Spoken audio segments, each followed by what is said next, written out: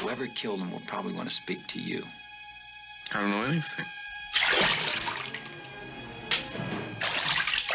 I'd like to use you as possible bait.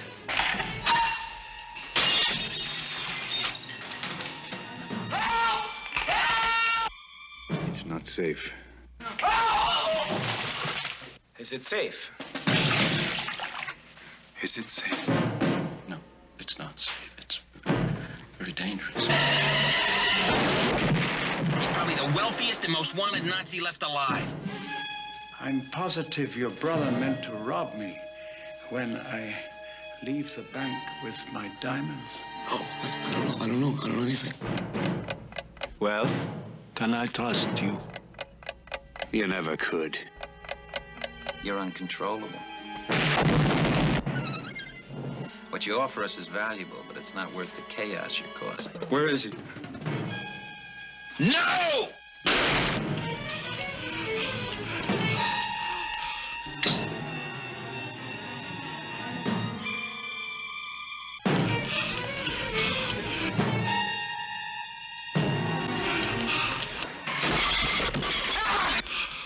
Now, when the gap gets too large between what the FBI can handle effectively and what the CIA doesn't want to deal with, that's where we come in. What do you do exactly? We provide Provide what? anything. Were you Sal's mistress? I never even met him.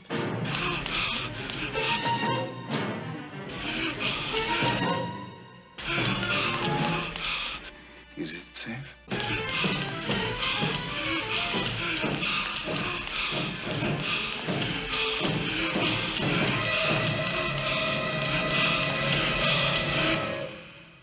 Marathon Man. Welcome to the latest episode of the B Movie Club. I'm your host, Kevin. This will be discussing the 1976 spy thriller classic, Marathon Man, starring Dustin Hoffman, Roy Scheider, Sir Laurence Olivier, William Devane. It's an all-star cast. For those of you joining us for the first time, each week in the B Movie Club, I discuss certain guilty pleasures and forgotten classics of the past. You can go to our page on Facebook, Original B Movie Club, and give us the big thumbs up. You can also go to our page on YouTube at KD9575. That's me. Don't forget to hit the subscribe button. And you can also go to our page on Twitter at the B Movie Club. Follow me and you get all the latest updates. Anytime I post a new video, anything else you find interesting, it's all there for you. Okay? So there you have it. Good times had by all. Marathon Man. You've got Babe Levy, who's a graduate student who's studying the effects of McCarthyism. He's also a guy who's training for a marathon. He's never actually done one before. This all sounds, he's like an average guy. He's doing his thing, going to school. He's exercising. Unbeknownst to him, his brother, Doc Levy, who he thinks, is a successful businessman in the oil industry, is actually a secret agent. What we discover is the secret agent has been working with an escaped Nazi war criminal named Christian Zell. They called him the White Angel because he had a crop of white hair. And he was in Auschwitz, and he was like the Nazi dentist. He was doing all these yucky things with dental things. He's been working with this Nazi because essentially they would allow him to go on and live in Brazil or wherever he was, Argentina. And in return, he would kind of kick them. Here are some other Nazis you can pick up, you know. But as part of this exchange, we discovered that while he was in charge of the medical treatments or whatever in Auschwitz, he was taking basically the gold, any gold or diamonds or valuables from those interned in Auschwitz and just keeping them. And now he's basically, over the years, has been stockpiling a fortune in diamonds in a New York bank.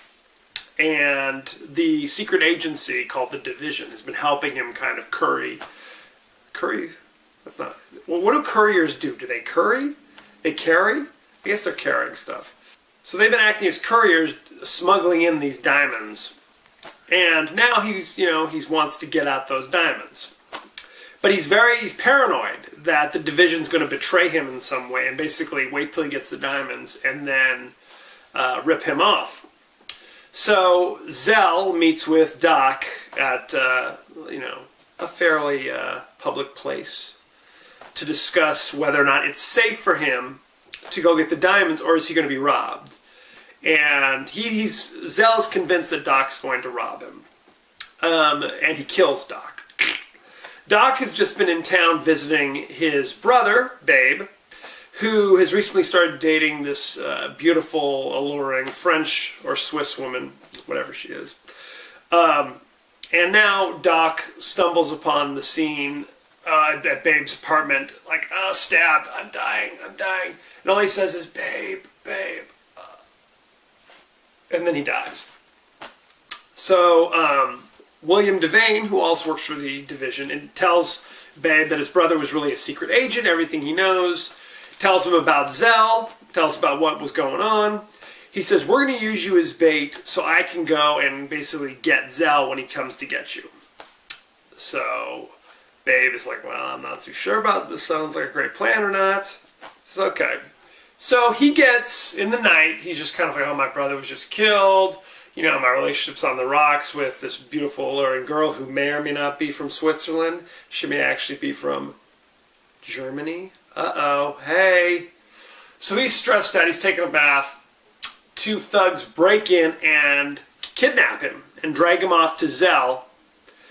And now they're grabbing him and they're trying to do like dental work on him. And the only question he's asking is it safe?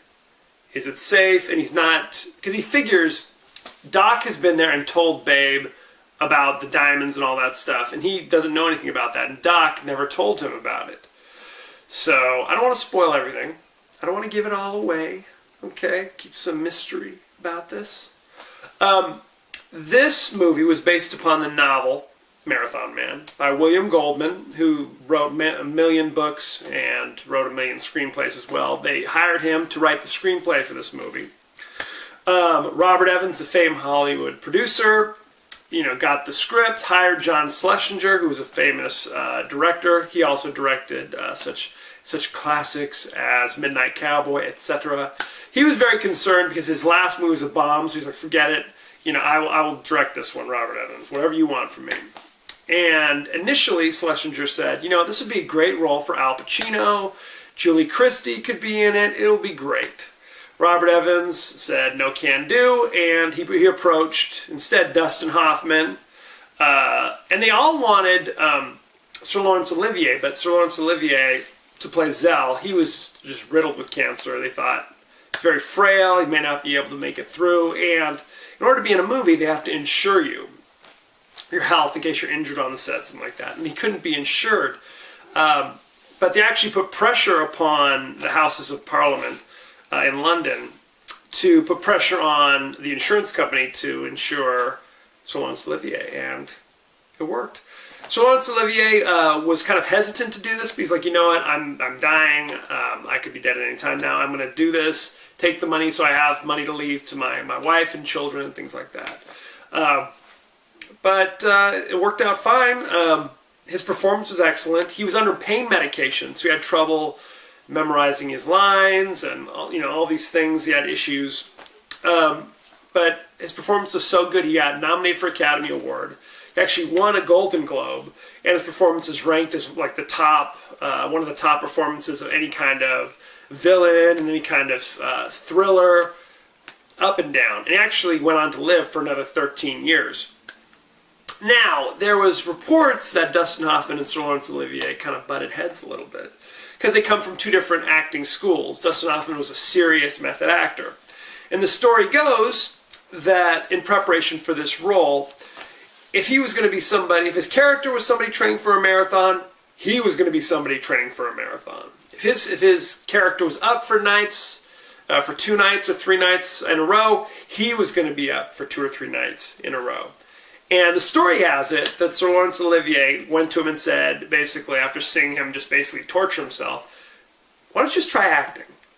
Dustin Hoffman came out and said, yes, he said this to me, but it was more about, my lifestyle. I wasn't up for 2 nights because I was a method actor. It's because I was at Studio 54 every night, rocking and rolling. So take that what you will.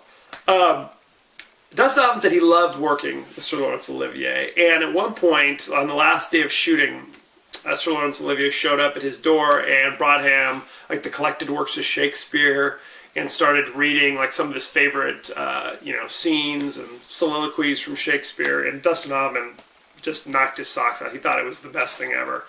The screenwriter, William Goldman, was on set because he wrote the book and the screenplay.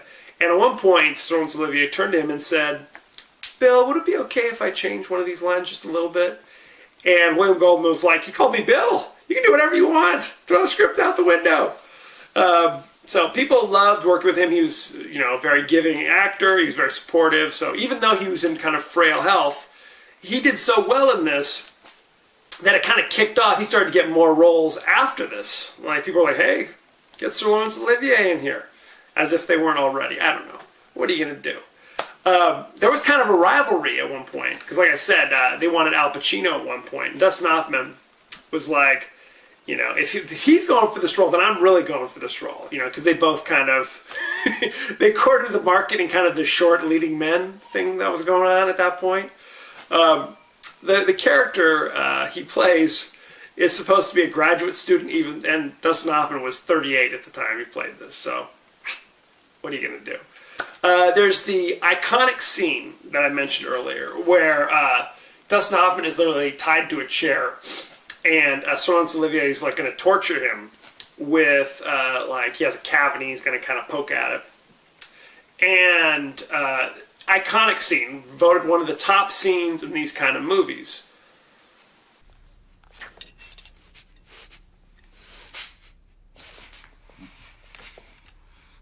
Relax. Come on. Open.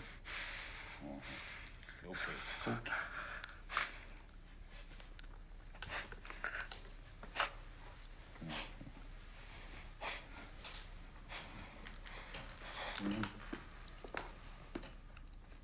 That hurt? Uh-huh. No, I should think it would. Should take better care of your teeth. You have quite a cavity here. Is it safe? Look, I tell you, I can't do it.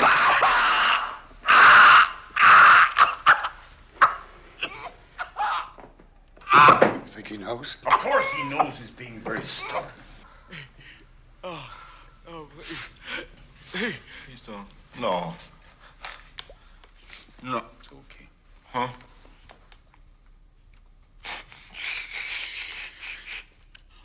Is it not remarkable?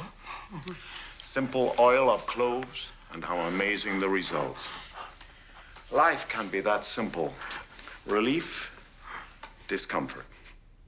Now, which of these I next apply, that decision is in your hands. So, take your time. Tell me, is it safe? Great scene. So, Sir Laurence Olivier while he was doing it, he kept asking, I'm sorry, is this hurting you? Are you okay? And Dustin was like, you're doing fine, don't worry about it. And eventually he was just going to mess with him, which is kind of messed up. I mean, he's got this old man, frail of health anyway. And just to mess with him one time during one take, he just screamed, ah, like it was really hurting him. Just to mess with him. Come on, Dustin, that's not cool. You can't do him like that. You know what I'm saying? So one big controversy that came out of this is that the original ending from the book, spoiler alert, Babe has Zell at gunpoint and leads him to a park, guns him down, and throws the diamonds away. Dustin Hoffman did not like the idea of his character just turning into a cold-blooded killer where he just shoots somebody, an unarmed man. So they kind of changed the ending to what it became. I'm not going to spoil it for you. But Goldman hated it. He thought it was crappy. He thought it kind of ruined what they were going for with this. But let you be the judge. You know what I'm saying? The movie is currently streaming on Netflix. It's one of my favorite films. I just love the kind of, at that time, kind of the new wave of young actors using the method and kind of the older established Hollywood legends of Sir Laurence Olivier working together. That it was excellent. And it's thrilling. It really is. Like I said, that iconic scene with in the dentist chair, dynamite. Currently, it's at 80% fresh on Rotten Tomatoes. I would push it up to the 90s. I think it is dynamite. If you have not seen it, rush out and see it. Let me know what you think. Send any favorite scenes, favorite quotes, questions and comments, and I may talk about it on the show. Forgive my little episode there. Next week, moving away. Now, although this was thrilling and tense, we're going full-blown into the horror genre. On Netflix, the director's cut of Nightbreed, written and directed by Clive Barker, famed horror person, writer, novelist, showman, if you will, streaming instantly on Netflix. So rush out and see it. Let me know what you think. Don't forget to go to our page on Facebook, Original B Movie Club. Give us the thumbs up. Go to our page on YouTube and subscribe. It's totally free. And don't forget to follow me on Twitter at The B Movie Club. Don't forget to spread the word. The more the merrier, homie. As you know, I end every episode with a totally out of context quote. And here it is. Life can be that simple. Relief or discomfort. Now, which of these I next apply, the decision is in your hands. So can you tell me, is it safe? Bum bum bum. I try to bring a little my own method, to these little things. My little totally out of context quote. I hope you appreciate it. So there you have it. That was Marathon Man. Next week, Nightbreed. Thank you for joining us and be well.